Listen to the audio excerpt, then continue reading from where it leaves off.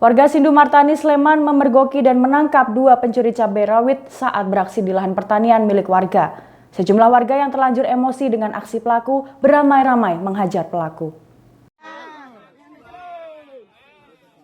Beginilah rekaman amatir milik warga saat melakukan penangkapan terhadap pelaku pencurian cabai rawit di lahan pertanian milik warga.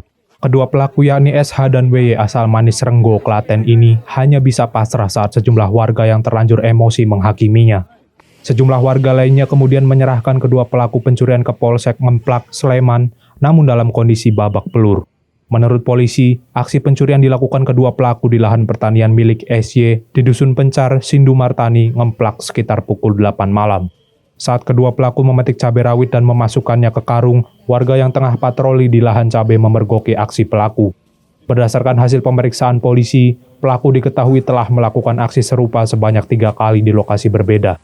Mereka nekat mencuri cabai rawit karena harga komoditas bumbu dapur tersebut melambung tinggi mencapai Rp91.000 per kilogramnya. Rencananya, cabai hasil curian ini akan dijual dan uang hasil penjualannya akan digunakan untuk memenuhi keperluan hidup sehari-hari. Untuk modus yaitu pelaku mengambil cabai dengan cara dipetik, kemudian dimasukkan ke dalam karung plastik berwarna putih. Itu. Kalau motifnya apa ini, Pak? Motif yaitu faktor ekonomi karena hasil curian ini rencananya oleh pelaku itu akan dijual untuk memenuhi kebutuhan hidup sehari-hari pelaku tersebut. Kronologi penangkapannya sendiri seperti apa, Pak? Penangkapan yaitu oleh dari pemilik cabai tersebut dipergoki karena pada saat mengambil kemudian sama yang pemilik cabai tersebut setelah diamankan kemudian diserahkan kepada Polsek Ngemplak beserta barang buktinya.